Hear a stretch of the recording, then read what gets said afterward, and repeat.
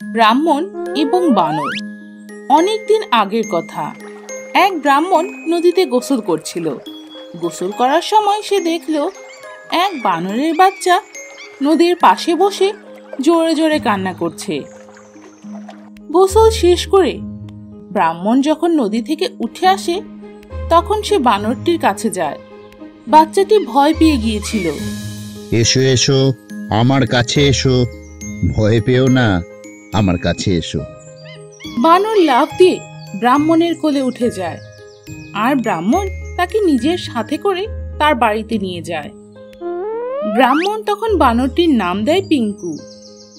সে তার সাথে খেলতো আর তাকে অনেক অনেক আদর করত।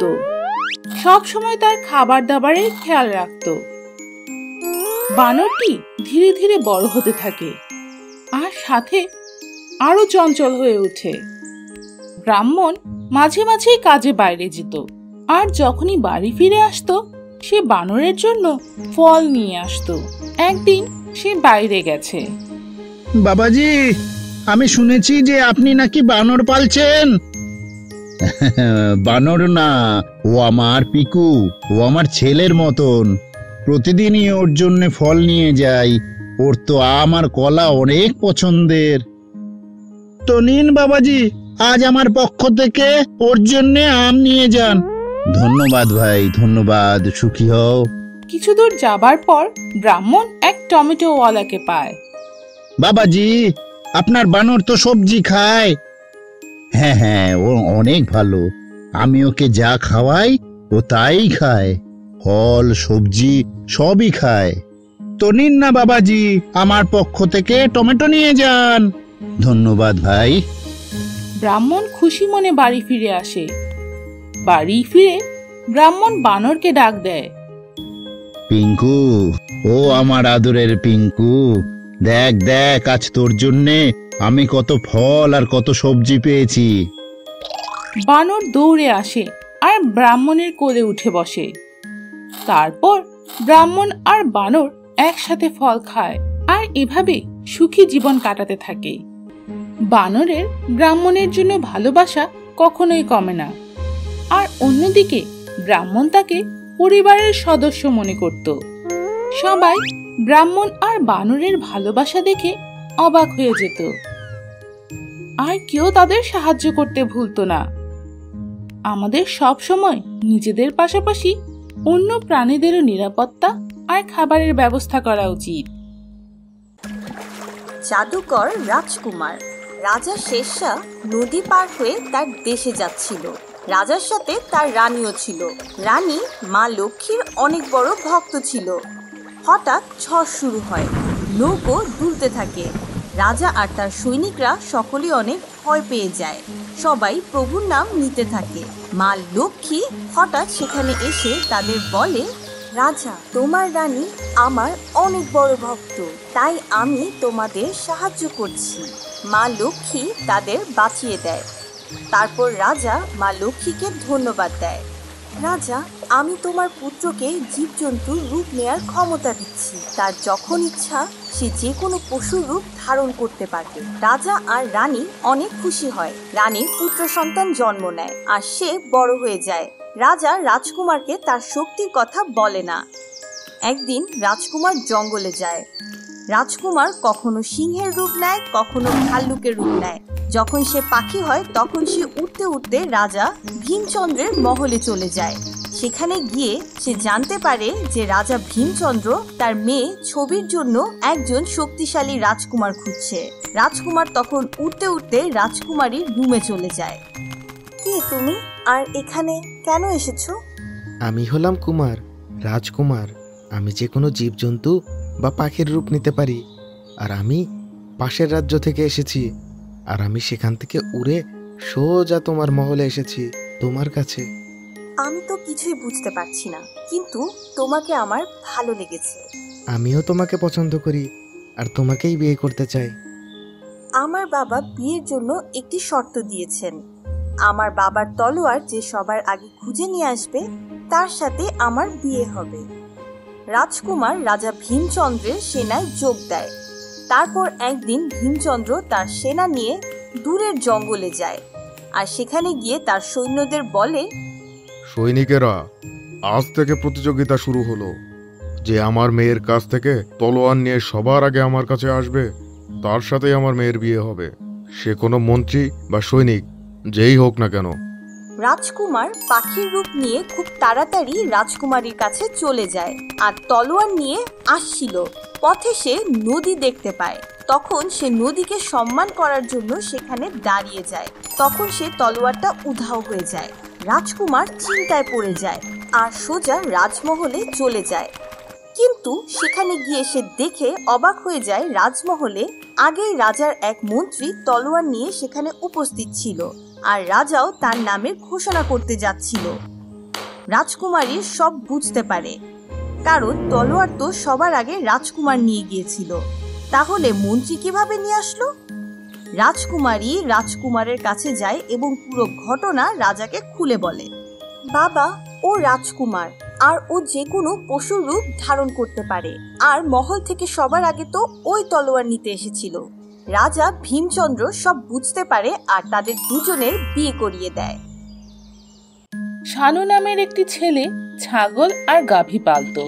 সে তার গাভী ও ছাগলের দুধ বিক্রি করত। ছাগলটি অনেক চালাক ছিল আর সব সময় গাভীর সাথে কোনো না কোনো চালাকি করত। গাভীটি ছাগলের চাইতে বেশি দুধ দিত আর এই জন্য ছাগল গাভীকে অনেক হিংসে করত। এই গাভীর কিছু একটা করতেই হবে যাতেও আমার চাইতে বেশি দুধ দিতে না পারে। একদিন ছাগল ভাবে, কাল শানু যখন আমাদের মাঠে চড়ানোর জন্য নিয়ে যাবে, তখন এই গাভীর কিছু একটা করতে হবে। কি করা যায়? তখন গাভীটি বলে, ছাগল, তুমি আমায় হিংসে করো কেন? আমি তো তোমায় কিছু বলিনি। দেখো, আমরা দুজনে একই ধরনের প্রাণী। প্রভু আমাদের মানুষের সাহায্য করার জন্য বানিয়েছেন, তাই আমাদের নিজেদের কাজ সুন্দরভাবে করা উচিত। কখনোই খারাপ কোনো কাজ করা যাবে না। তুমি বকবক করো না, আমি সব জানি। প্রভু তোমাকে বড় আর আমাকে ছোট বানিয়েছে। আমরা এক হলাম কিভাবে? আর তুমি অনেক বেশি দুধ দাও, সবাই তোমায় ভালোবাসে। আর আমি কম দুধ দেই বলে কেউ আমায় ভালোবাসে না। পরের দিন সোনু তার গাভী আর ছাগলকে মাঠে নিয়ে যায়। ছাগলকে ঘাস খাওয়ানোর জন্য মাঠে রেখে যায় আর গাভীকে নিয়ে যায় নদীতে গোসল করাতে। এটি দেখে ছাগলের আরো হিংসে হয়। প্রভু, দেখো দেখো এই মালিককে, আমাদের সাথে কেমন আলাদা আচরণ করছে। আমিও তো দুধ দিই, আমারও তো গোসল করা দরকার। কাল দেখে নেব এই গাভীকে। কিছু একটা করতেই হবে, সময় হয়ে গেছে, সহ্যেরও একটা সীমা আছে। পরের দিন আবারও সোনু গাভী আর ছাগলকে মাঠে নিয়ে যায়। ছাগলকে ঘাস খেতে দেয় আর গাভীকে গোসল করাতে নিয়ে যায়। কিন্তু গাভী যখন ফিরে আসে, তখন ছাগল তাকে বলে, শোনো, ওই যে ওইদিকে যাও, ওখানে অনেক সবুজ ঘাস আছে। এখন ও আর কোনো ঘাস খেতে পারবে না, আর না খেয়ে থাকবে, তাহলে ও কাল দুধও দিতে পারবে না। এবার মজা বুঝবে। গাভী সেখানে কোনো ঘাস খেতে পায় না আর না খেয়েই থাকে। তারপর সোনু তাদের বাড়িতে নিয়ে আসে, কিন্তু গাভী তো এমনিতেই দুধ দিতে পারে, তাই সে পরের দিনও দুধ দেয়। এটি দেখে ছাগল অবাক হয়ে যায় আর তার কাজের জন্য চাপাবাজ খরগোশ আর ভোদর। এক জঙ্গলে ঘন গাছপালার মাঝে অনেকগুলো খরগোশ বাস করত। তারা সবাই একসাথে মিলেমিশে থাকত আর একে অন্যকে সাহায্য করত। এক খরগোশ বলে, আরে চলো চলো চলো, ওই মাঠে গিয়ে গাজর খাই। আরে দাঁড়াও দাঁড়াও, আমিও আসছি, সবাই একসাথে যাই, চলো। কিন্তু সেখানে এক গাছের কোটরে এক চাপাবাজ খরগোশও ছিল। একদিন চাপাবাজ খরগোশটি বলে, আরে তোমরা কোথায় যাচ্ছ? আমরা মাঠে গাজর খেতে যাচ্ছি। তোমরা তো অনেক বোকা, গাজর খাওয়ার জন্য কেউ কি আর মাঠে যায়? ভাই, আমি তো অনলাইনেই বাড়িতে গাজর অর্ডার দেই, আর সেটাও সোজা জমি থেকেই। তার কথা শুনে সব খরগোশ মনে মনে হাসতে থাকে জঙ্গলে অনলাইন গাজর কিভাবে আসতে পারে? সব খরগোশদের এভাবে হাসতে দেখে পাশের পুকুরে থাকা ভোদর বলে ওঠে, আরে কি হয়েছে, হাসছো কেন? খরগোশেরা তাকে সবকিছু খুলে বলে। তাই ভোদর এই খরগোশকে শিক্ষা দেওয়ার সিদ্ধান্ত নেয়। সে খরগোশের কাছে গিয়ে বলে যে সে পুকুরে হাঁস ধরতে যাচ্ছে। এ কথা শুনে খরগোশ বলে, ও হ্যাঁ হ্যাঁ, কি বললে? হাঁস ধরতে? চলো চলো, আমিও তোমাদের সাথে যাব। আমি তো এক তুড়িতেই হাঁস ধরে ফেলি। তার কথা শুনে ভোদর মনে মনে হাসতে থাকে আর তাকে নিয়ে নদীর কাছে চলে যায়। নদীর কাছে যেতেই ভোদর পানিতে ডুব দিয়ে তার কাছে হাঁস আসার অপেক্ষা করতে থাকে। তাকে দেখে খরগোশও পাশে পড়ে থাকা একটি নল তুলে নেয় আর সেটি তার নাকের সাথে বেঁধে ফেলে। তারপর পানির নিচে লুকিয়ে পড়ে। তার পাগলামি দেখে ভোদর হাসতে থাকে। তখন সেখানে কিছু হাঁস আসে আর খরগোশের নল ধরে উঠতে থাকে। নাকের সাথে বাধা থাকার কারণে খরগোশ নলের সাথে পানির বাইরে চলে আসে আর চিৎকার করে, আরে বাঁচাও বাঁচাও, আমি উড়ে যাচ্ছি, বাঁচাও বাঁচাও। হাঁসটি খরগোশকে নিয়ে নদীর বাইরে চলে যায়। ম্যাক ম্যাক ম্যাক ম্যাক, চলো, এ আমাদের ধরতে এসেছে না, চলো একে উঁচু থেকে নিচে ফেলে দিই। হাঁসটি খরগোশকে উঁচু থেকে মাটিতে ফেলে দেয়। মাটিতে পড়তে খরগোশ অনেক ব্যথা পায়। হায় রাম, আমি তো শেষ। এসব দেখে ভোদর পানি থেকে উপরে উঠে আসে আর জোরে জোরে হাসতে থাকে। হা হা হা, কি খরগোশ মিয়া, তুমি কি এভাবে হাঁস ধরো নাকি? আমার কসম, আমার বাপের কসম, আজ থেকে আমি আর কখনো হাঁস ধরবো না, কখনো আর এমন বড় বড় মিথ্যে গল্প করব না। খরগোশ এভাবে তার চাপাবাজির শিক্ষা পেয়ে গিয়েছিল। কাকুর কচ্ছপ। কাকু অনেক ভদ্র আর বুদ্ধিমান ছেলে ছিল। কাকুর একটি কচ্ছপ ছিল, তার নাম ছিল কুটকুট। তাদের গ্রামের বাইরে অনেক সুন্দর একটি মহল ছিল আর সেখানে রাজা আর তার ছেলে কেশব থাকতো। কাকু প্রতিদিন মহলের মধ্যে কেশবের সাথে খেলতে যেত। কেশব আর কাকুর মধ্যে অনেক ভালো বন্ধুত্ব ছিল। একদিন কেশব রাজার কাছে নদীতে গোসল করতে যাওয়ার অনুমতি চায়। বাবা বাবা, আমি গ্রামের বাচ্চাদের সাথে নদীতে গোসল করতে চাই। না বাবা, ওখানকার পানি অনেক ময়লা আর অনেক ক্ষতিকর প্রাণীও আছে, তোমাকে কামড়াবে। ও যদি তাই হয় বাবা, তাহলে আপনি মহলের মধ্যেই একটা পুকুর বানিয়ে দিন। ঠিক আছে বাবা। রাজা মহলের মধ্যেই পুকুর বানিয়ে দেয়। তারপর কেশব পুকুরে মাছও এনে দিতে বলে। বাবা বাবা, কাকুর কচ্ছপ আছে, আমারও পুকুরে মাছ চাই, কচ্ছপ চাই। কাকু, তুমি কাল আবার মহলে এসো, সাথে কুটকুটকেও নিয়ে এসো। রাজা কেশবের কথা শুনতে পেয়ে কুটকুটকে আনতে নিষেধ করে দেয়। না না, কুটকুটকে পুকুরে আনা যাবে না, আর ও তোমাকে কামড়ে দিতে পারে।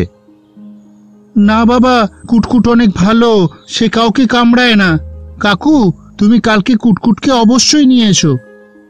পরের দিন কাকু কুটকুটকে মহলে নিয়ে আসে, কিন্তু রাজা তাকে পুকুরে নামতে দেয় না। কেশব আর কাকু পুকুরে সাঁতার কাটতে থাকে। কুটকুট পুকুরের বাইরে থেকেই পুকুরে তাদের সাঁতার কাটা দেখতে থাকে। পুকুরে অনেক মাছ ছিল। এই মাছগুলোর মধ্যে একটি হিংস্র মাছও ছিল, আর কুটকুট বাইরে থেকে তাকে দেখছিল। সে বুঝতে পারে যে সেই মাছটি কেশবকে কামড়ে দিতে যাচ্ছে। কুটকুট পুকুরে সেই মাছের ওপর ঝাঁপিয়ে পড়ে আর রাজার ছেলের জীবন বাঁচায়। রাজা এই কথা জানতে পেরে অবাক হয়ে যায়। সে কুটকুটকে ভুল বুঝেছিল। রাজা কাকু আর কুটকুটকে ধন্যবাদ দেয় আর তাদের অনেক অনেক উপহার দেয়, আর তার ছেলে কেশবকে একটু ভালো বন্ধু বানানোর জন্য শুভেচ্ছা জানায়। বন্ধু হোক তো কুটকুটের মতো। ইঁদুর আর বেজির লড়াই। অনেক দিন আগের কথা। জঙ্গলে একটি গাছের নিচে অনেকগুলো ইঁদুর থাকতো।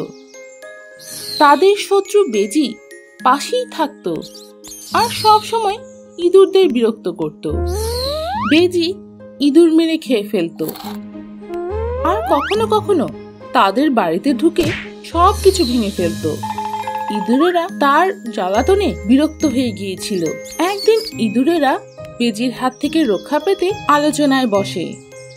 বেজি আমাদের সবচেয়ে বড় শত্রু, ওর জন্য আমরা সবসময় জীবনের ঝুঁকিতে থাকি। ওর থেকে রক্ষা পাওয়ার জন্য আজকের এই সভা ডাকা হয়েছে। কোনো একটা উপায় বের করো, কিছু করো বন্ধুরা। তখনই এক ইঁদুর বলে, আমার কাছে কিন্তু একটা সমাধান আছে। কেননা আমরা একটা বড় সেনাবাহিনী তৈরি করি, আর সেই সেনা শুধু বেজির সাথে লড়াই করার জন্যই তৈরি হবে, আর তাদের এক সেনাপতিও থাকবে। সবার এই পরিকল্পনাটি অনেক পছন্দ হয়। খুব তাড়াতাড়ি অনেক বড় একটি সেনা তৈরি হয়। ইঁদুরেরা এতে অনেক খুশি ছিল।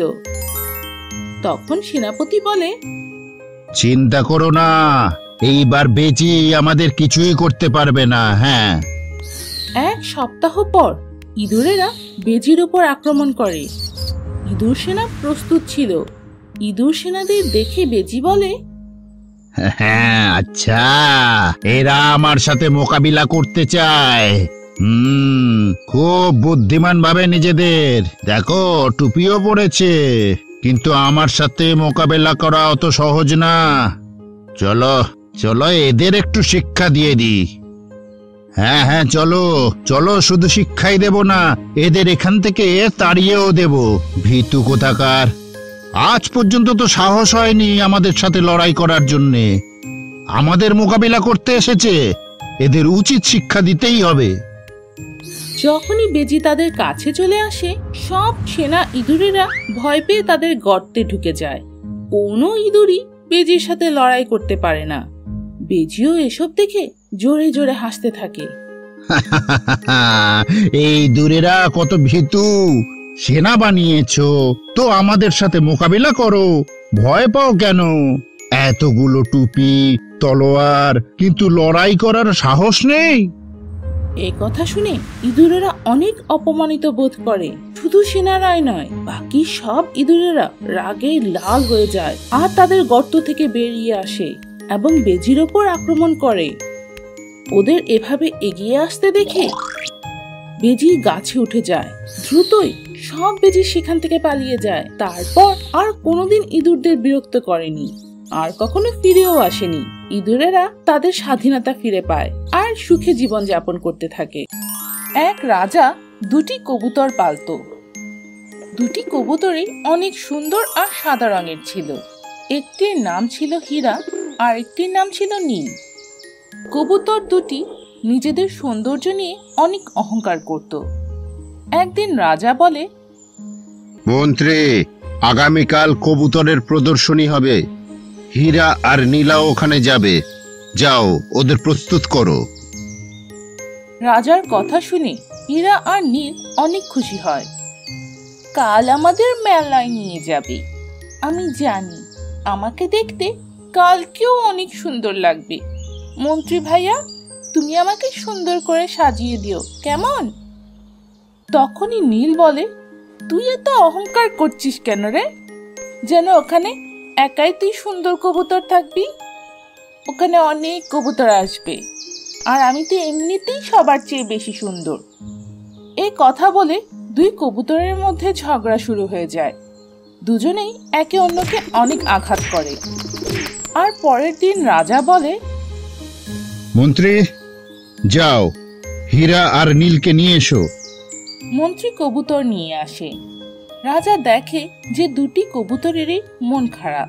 রাজা তাদের জিজ্ঞেস করে, কি হয়েছে? কি হয়েছে হীরা, নীল? তোমাদের দুজনের এত মন খারাপ কেন? মহারাজ, আপনি বলুন, আমাদের দুজনের মধ্যে কে বেশি সুন্দর? আমি অনেকবার হীরাকে বুঝিয়েছি, কিন্তু ও মানেই না যে আমি বেশি সুন্দর। না মহারাজ, আমি ওকে অনেকবার বলেছি আমি বেশি সুন্দর, কিন্তু ও মানতেই চায় না।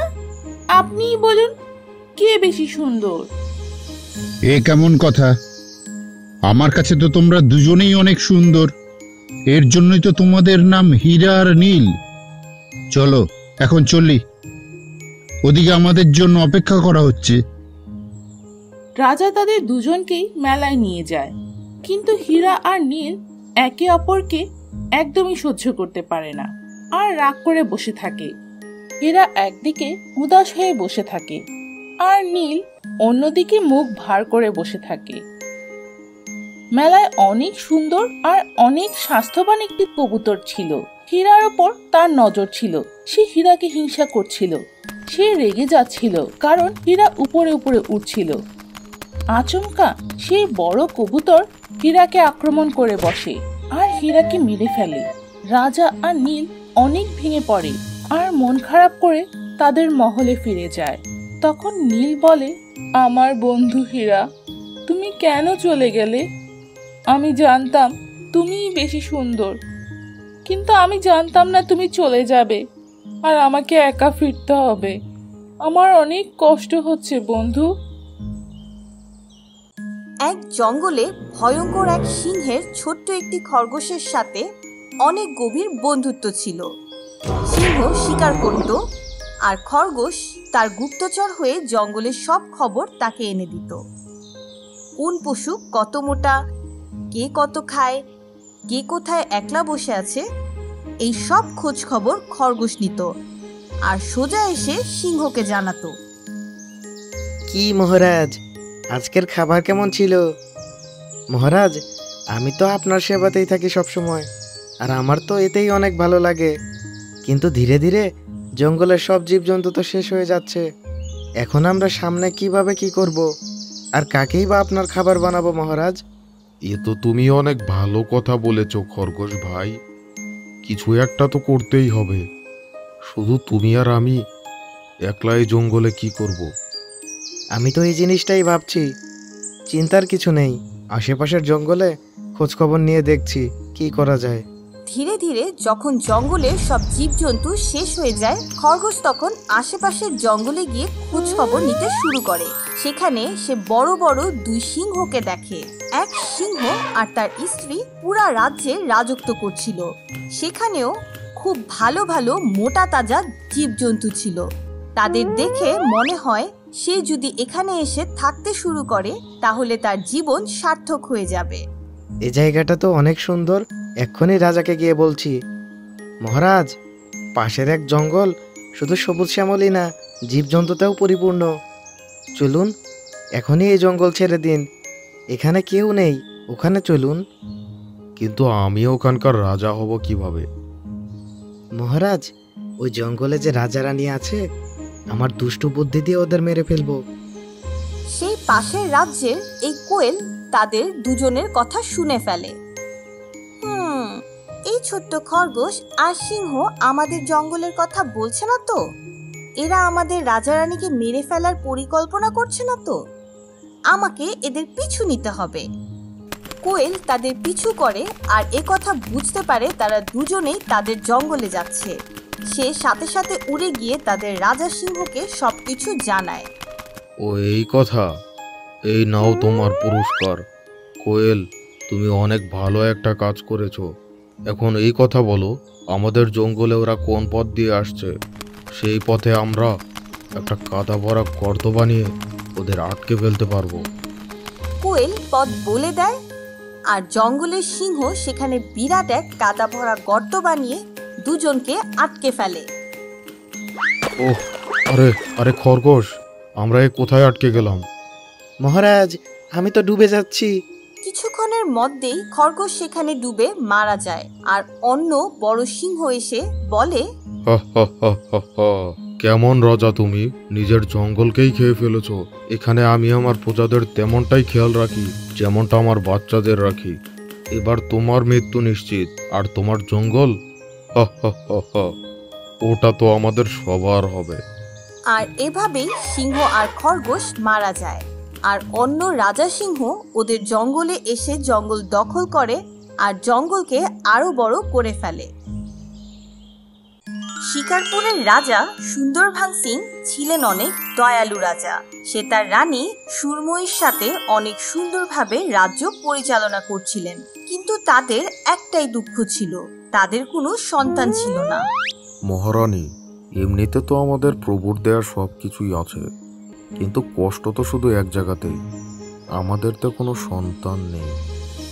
মহারাজ, সকল প্রজাই তো আপনার সন্তানের মতো। এমনটা বলে দুজনে তাদের মনকে সান্ত্বনা দেয়। কিন্তু রাজা আর রানী ভালো কাজের ফল তারা পায়, আর তাদের ঘরে এক সন্তান জন্ম নেয়। কিন্তু তাদের সন্তানকে দেখে তারাই অবাক হয়ে যায়, কারণ সে ছিল একটা ছেলে, কিন্তু সে দেখতে ছিল একদম গাধার মতো। হে প্রভু, আপনি আমাদের এই কেমন পরীক্ষা নিচ্ছেন? সন্তানও দিলেন একটা গাধার মতো। চিন্তার কিছু নেই রানী, ও তো আমাদেরই সন্তান, তাই না? আমরা ওকে একটা রাজকুমারের মতো করেই বড় করব। রাজা আর রানী তার নাম রাখে রাজকুমার সুমের সিং। সুমের ছিল একদম মানুষের মতোই, কিন্তু তার চেহারা ছিল গাধার মতো।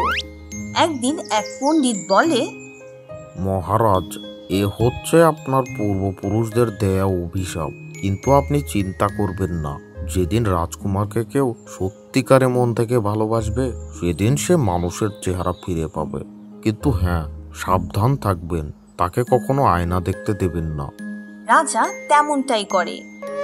রাজকুমার সুরেশ অনেক ভালো বাঁশি বাজাত, কিন্তু বড় হয়ে একদিন যখন সে আয়না দেখে, আরে এটা কি আমি?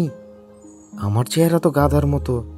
হয়তো এই কারণেই আমার বাবা মা এত মন খারাপ করে থাকে। এই মহল ছেড়ে আমার চলে যাওয়া উচিত। রাজকুমার সুরেশ মন খারাপ করে তার রাজ্য ছেড়ে রাতারাতি সেখান থেকে চলে যায়। সে হাঁটতে হাঁটতে রাজা চন্দ্রভাঙের রাজ্যে চলে আসে, আর মহলের কাছে এসে একটা গাছের নিচে বসে বাঁশি বাজাতে থাকে। রাজা চন্দ্রভাঙ যখন তার বাঁশির শব্দ শুনে, তখন সে তার সিপাহীকে বলে, সেপাইরা, দেখো তো এই বাঁশুরি কে বাজাচ্ছে, তাকে ধরে আমার কাছে নিয়ে আসো। প্রথমে তো রাজা চন্দ্রভাঙ সুরেশকে দেখে অবাক হয়ে যায়, কিন্তু সঙ্গীত পরিদর্শনা দেখে মুগ্ধ হয়ে যায়। সে তাকে তার রাজমহলে থাকার সুযোগ দেয়। তখন রাজকুমার রাজমহলেই থাকতে থাকে। একদিন চন্দ্রভাঙ তার মেয়েকে বলে, মা, সুমেরকে আমার অনেক পছন্দ, ও অনেক ভালো ছেলে, আর সঙ্গীতের গুণও আছে। আমি চাই তোমার বিয়ে ওর সাথে হোক, কিন্তু এটা তখনই হবে যখন তুমি এতে মন থেকে সম্মতি দেবে। বাবা, আপনার আদেশই আমার কাছে সবচেয়ে বড়। বিয়ের সময় যখনই রাজকুমারী চন্দ্রপ্রিয়া সুরেশ সিংকে মালা পরায়, তখনই সেখানে সবাই এক অবাক দৃশ্য দেখতে পায়। সুরেশ সিং অনেক সুন্দর রাজকুমারের রূপ ফিরে পায়। এই খবর শুনে রাজা চন্দ্রভাঙ আর তার রানী সুরময়ী অনেক খুশি হয়। সুরেশ সিং আর চন্দ্রপ্রিয়া হাসি খুশি রাজমহলে ফিরে এসে আবার থাকতে শুরু করে।